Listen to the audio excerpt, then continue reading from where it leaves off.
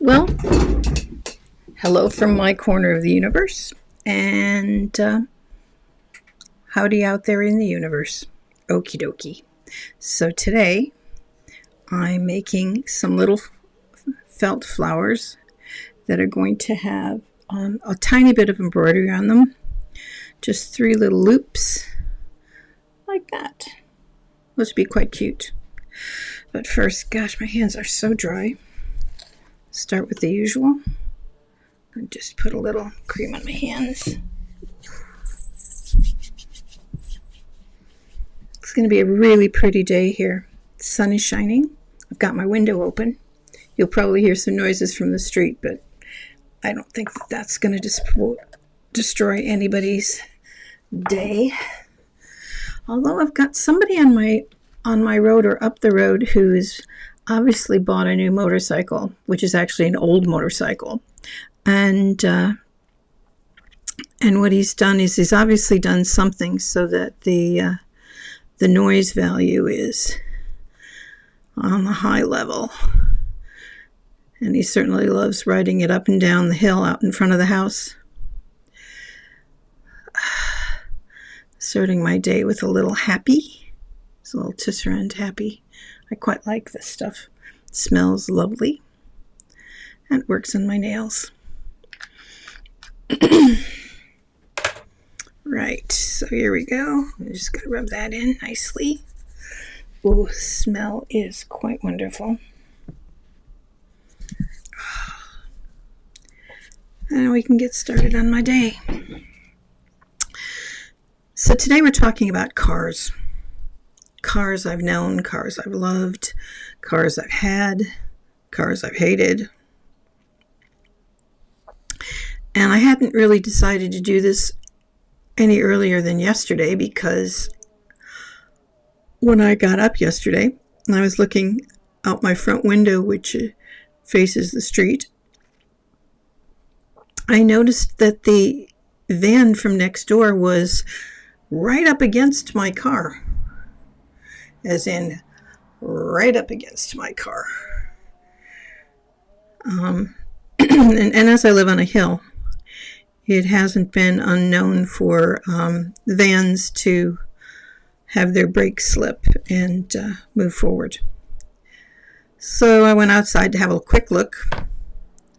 And yes, indeed, the van had slid forward and hit the car. I don't think there was any real major damage done, but so I went over to my neighbor's house and just let them know, and they were surprised, of course.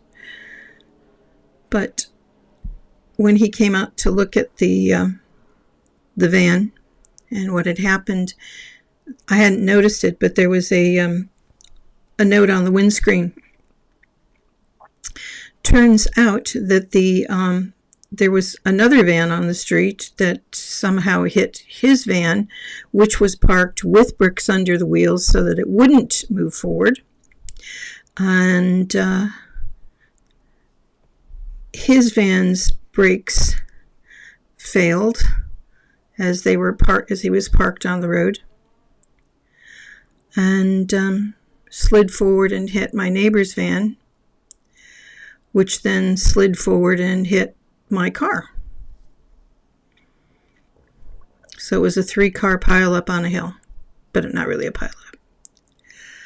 And once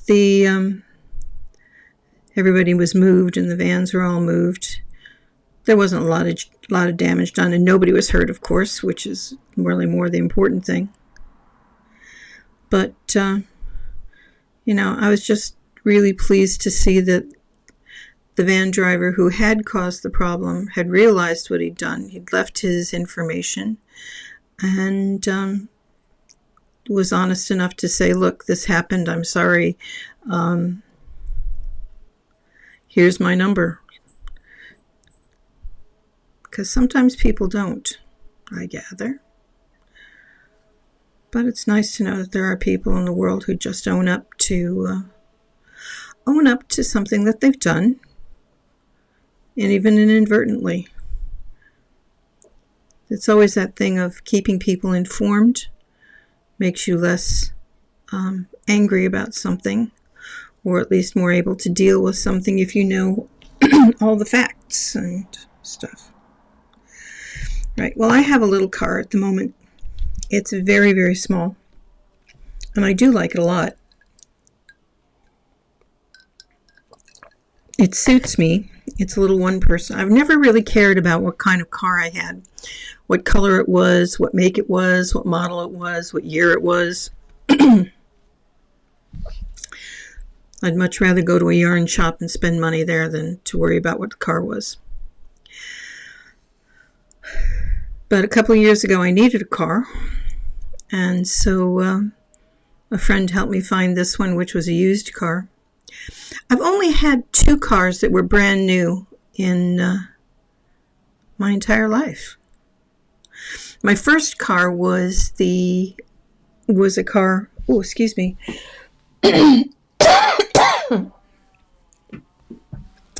Ooh, welcome to the world of morning pollen. Yeah. I can hardly wait till autumn. Okay, so first car I had, I bought off my grandfather, and it was a little Skylark. And it was nice. It was a nice little car. And it was the very first car that I ever drove that was mine. I got my license quite late. I was 21. A little bit of wind there, but that's not a big deal. I'd rather have the air. Took my driver's test when I was 21, just before I started teaching out in some place called Dakota, Illinois. It's an hour the other side of Rockford, and was a farming community. And so there were a lot of things like trucks and stuff that people drove. And because it was a farming community, kids were bussed in from all over the place. Oh, I'm making a mess of this, aren't I? Never mind. Take that one out as well and see if we can sort that. Cool. And so every morning you'd get up. Actually, there were three buildings on the site, but across the street from or in front of the school, all the school buses were lined up, and there must have been 10 or 15 school buses every morning. And behind the school buses were the cows. Cows across the street from the school. And used to have to pass a pig farm on my way to school. I taught in a couple of places where there were pig farms. Trust me, in hot weather, you always knew when you were driving by a pig farm. No question. But also lots of cornfields and such. I've always liked living with access to the country. I'm not really a country girl at heart. And although I did do camp when I was a kid, it was a lovely camp up in Michigan. There was also, and we would sleep out under the stars, and I did enjoy that. I am a person who enjoys the creature comforts of an indoor loo. That's, and although I do like going out and staying in the country, it's not really, I like having access. I like my street because it's just, all the houses are different on this street, which is unusual for a lot of the parts of the UK. And I think a lot of the houses were built in the 20s. And according to my neighbor next door, because my house, the living room is a little weird. It faces the garden instead of being in the front of the house. And faces a hill. The view is lovely. And the hill is mostly forest. But 5 minutes down the road is downtown, which is kind of cool.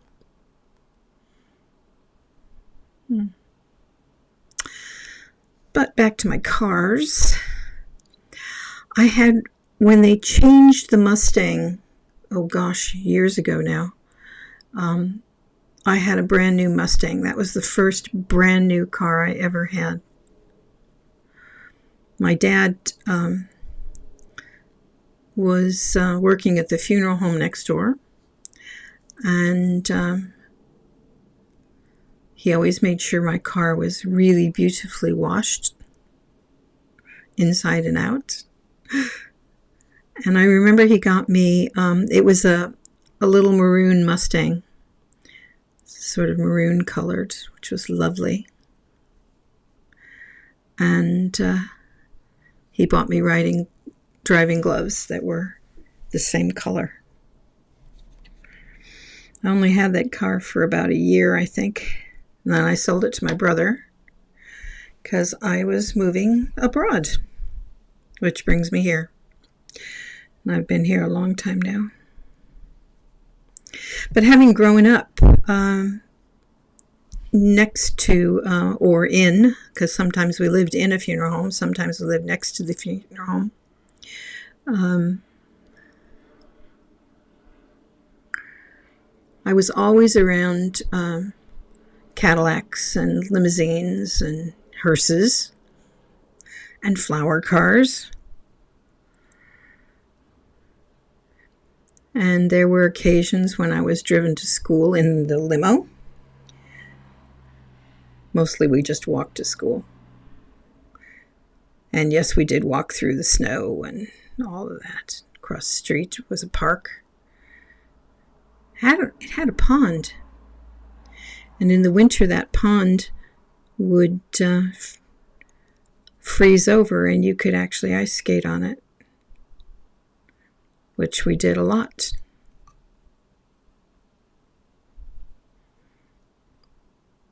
It's that access to the outdoors without actually having to be outdoors all the time.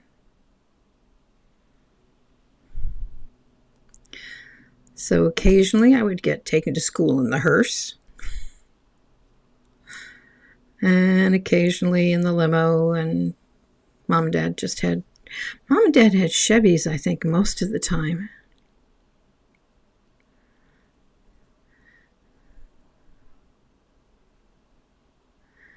Which was kind of cool.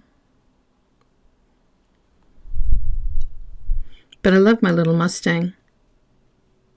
I felt so grown up having my own car.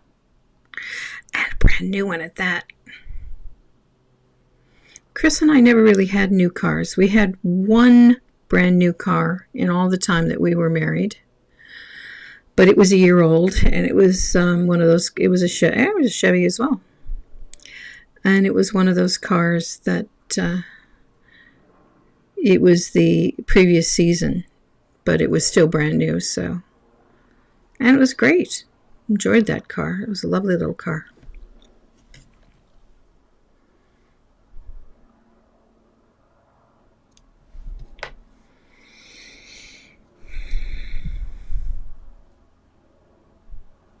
Well, like I said, I don't really care what kind, color, make, whatever. As long as the car gets me where I'm going, I'm quite happy.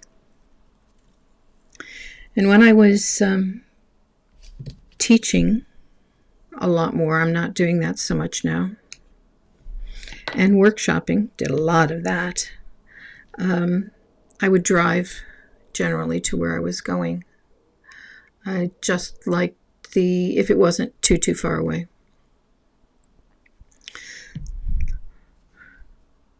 I liked the freedom of being in the car on my own, either the quiet or putting on some cruising music,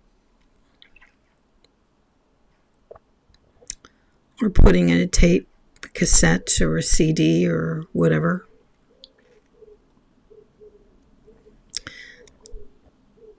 And then opening the windows and singing my heart out. I'm sure there were people who drove by me on the road who thought I was out of my mind, but that's not necessarily a bad thing.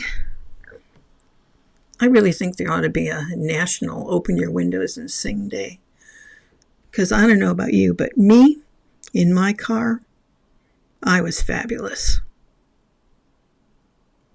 I think most people are singing in their car or hum along to something. Something quite wonderful about that as a concept.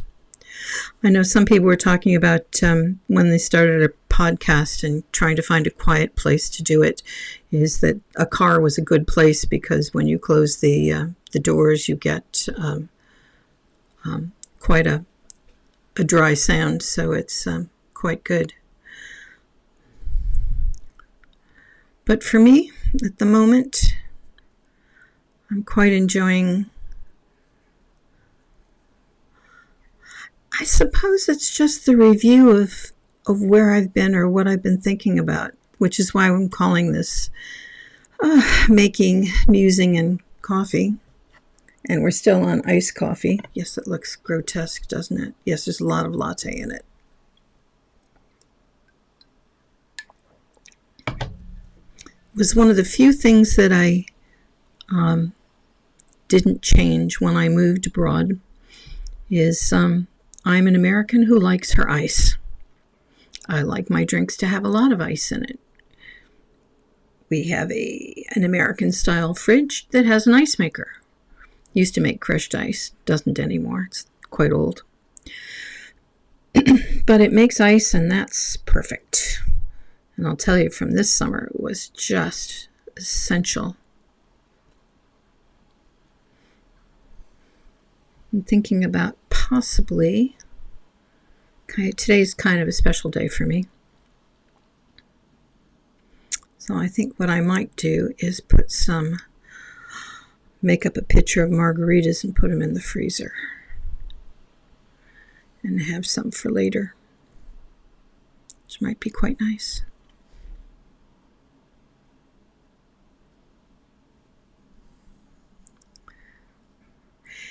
There's something quite wonderful about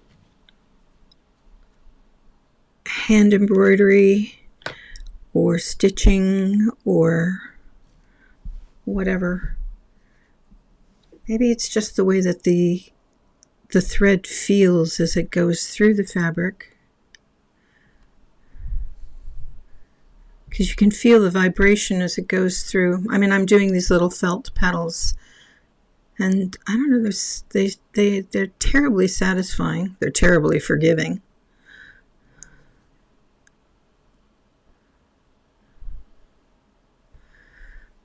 We'll see how we go. Just put in a tiny knot there to keep it in place. Oh, there's that breeze again.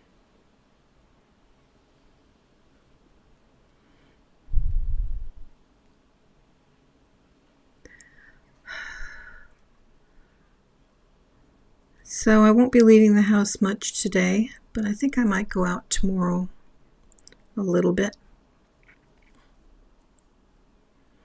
There's a couple of things that I want to go and pick up, but I also want to just go and sit by the river, I think. Whoops, I got a little tail there. Let's cut that off.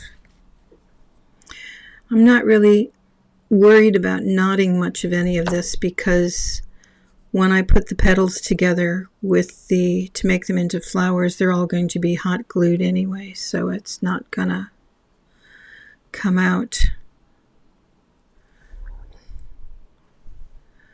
which could be nice.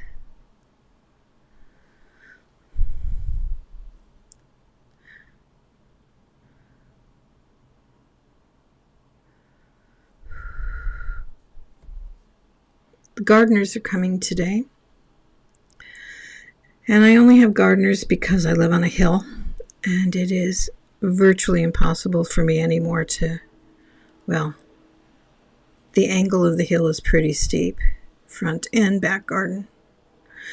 I quite love the back garden the best, though. The back garden is just totally, I've got tons of little tiny trees. Some of them are sort of medium sized now. A couple of plum trees, a pear tree, tiny pear tree. And then there's various bushes, some of which flowers, some don't, and a hedge. And Chris planted a daffodil ring, which comes up every year and is added to, which is always look forward to seeing. But my garden is kind of weird. I have a two-story or a bi-level patio with a little seating area just outside the living room. I have a couple of chairs, which then overlooks the whole hill. Try and sit out there every day for a little while. One of my cats thinks it's his spot. He's not really fond of being stroked and petted very much, unless he's on the little patio. At which point, I'm then invited to come out and sit down, and then he will come by and he will allow me to pet him, which he enjoys there. Cats are funny like that. They all have their little spots.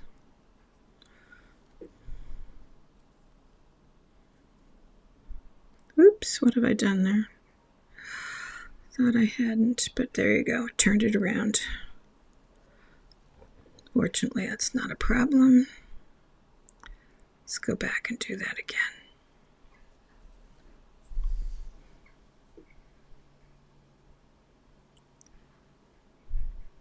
He'll even come up and sit up on top of the chair occasionally. They're funny. My kitties are funny. Actually, both of them were a little bit off color yesterday. I don't know why. Kind of off their food, and I think maybe they'd been mousing the night before and got a bad mouse or something.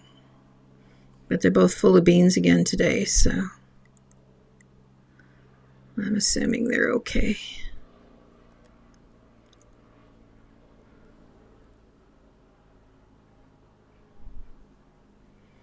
I think I might poach a chicken for the weekend as well.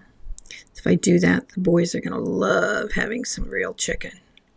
They never turn up their noses at real chicken.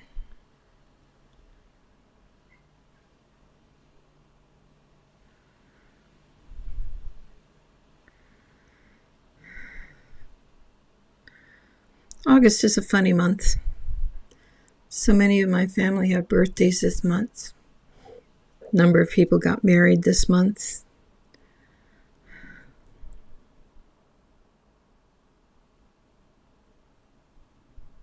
And it was pretty much the last month of Chris's life.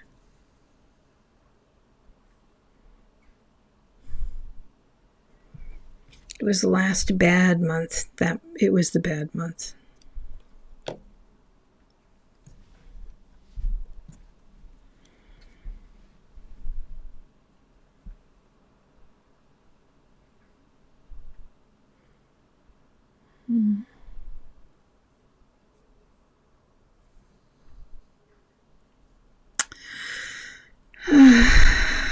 Sigh.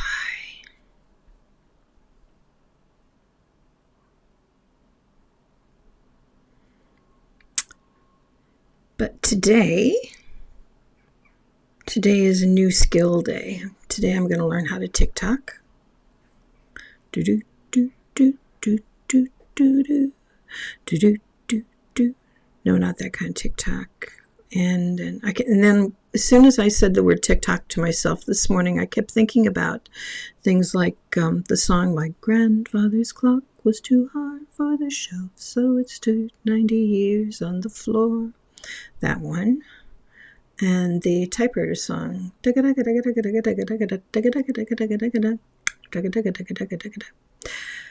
know why that's not really I'll accept that it goes tick, tick, tick, tick, tick, tick, tick, tick, tick. So you actually used a real typewriter in the song. It's great. Most young people don't know what that's like to use a real typewriter. My parents made me take typing in high school, just in case that my chosen profession didn't work out and I could always get work as a secretary typing. Well, that couldn't happen. I was never good enough typist to do that. But I did know how to type, and still do, without touching, without looking at the keys. I can do that as long as it's QWERTY. And I'm quite fast, and with the only problem is now prescriptive text doesn't always. I was typing something about Windows yesterday to a friend, and I put in the word Velux, because it's a Velux window. And the prescriptive text changed it to vellum. Vellum? I mean, seriously? Vellum is a more logical word than Velux? Really? Weird. How many people use vellum?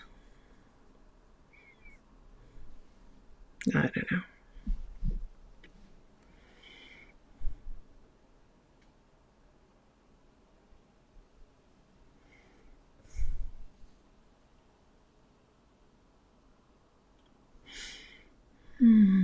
Do do do do do do do do do do.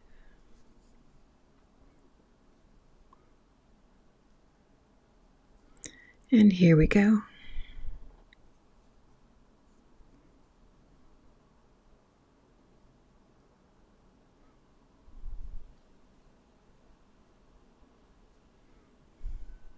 I don't. So I'm just grateful today that I don't have to buy a new car. And fortunately, the bump is just a beauty mark bump. Didn't ruin the paintwork or anything. It's nothing major. The boot still opens and closes, or trunk, because I am bilingual.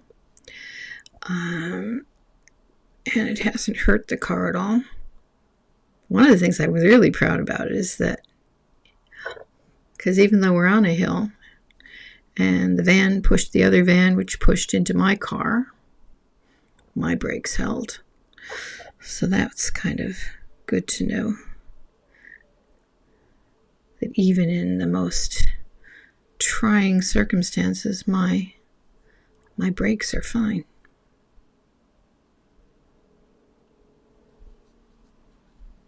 Do do do do do do do.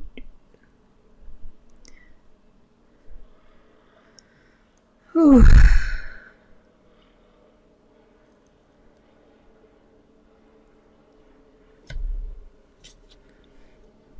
Anyway, from my corner of the universe to yours, that's it. Have a good one.